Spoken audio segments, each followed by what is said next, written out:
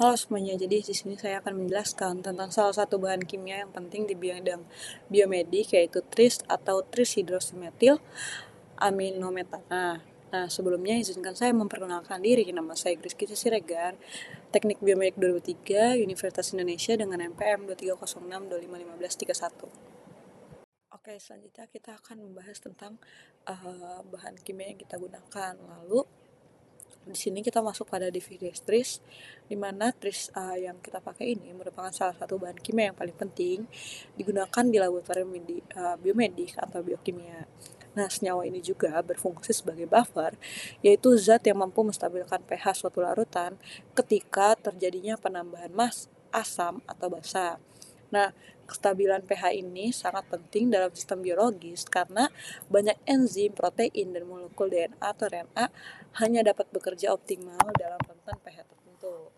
Lalu, karena tris ini sering digunakan untuk meniru kondisi fisiologis tubuh manusia yang memiliki pH manusia itu mendekati netral, yaitu sekitar 7,4. Karena itu, si tris ini menjadi bahan utama dalam berbagai larutan buffer seperti tris HCl, lalu ada tris EDTA, serta TBE dan TAE buffer. Nah, misalkan untuk tris HCl buffer ini menjaga pH saat reaksi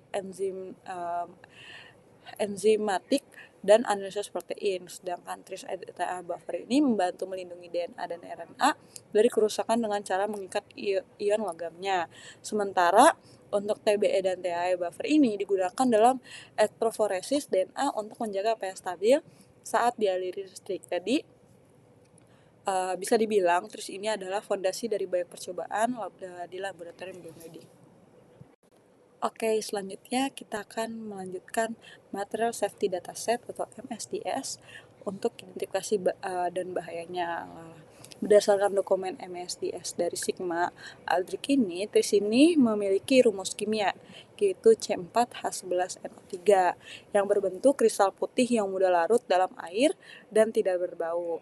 Nah, tris ini tergolong dari bahan dengan resiko rendah, tapi tetap memiliki potensi ringan seperti iritasi pada mata. Dalam sistem GHS, tris ini diklasifikasikan sebagai kategori 2A dengan simbol tanda seru atau danger. Nah, karena itu disarankan untuk mencuci tangan setelah penggunaan, menggunakan sarung tangan dan kacamata pelindung, serta membilas mata dengan air selama 15 menit bila terjadi kontak.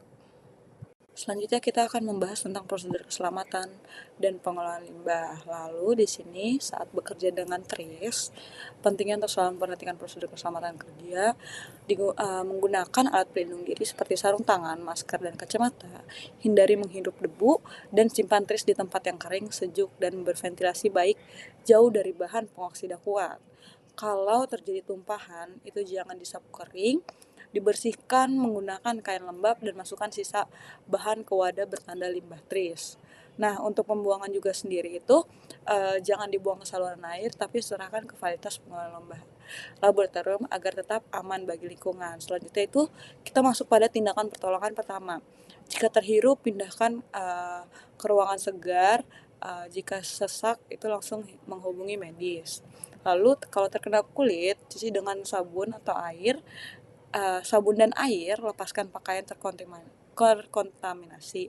Lalu jika terkena mata, bilas 15 menit, segera periksa medis bila iritasinya berlanjut. Lalu kalau tertelan, jangan paksa untuk muntah, beri air dan hubungi tenaga medis. Oke, selanjutnya sebelum penutup, kita memiliki kesimpulan di mana jadi bisa disimpulkan bahwa tris adalah bahan kimia yang sangat penting dalam penelitian biomedik, terutama karena kemampuannya menjaga kestabilan pH larutan. Meskipun relatif aman, pengguna tris ini tetap harus mengikuti prosedur K3, mulai dari penanganan, penyimpanan, hingga pembuangan limbahnya.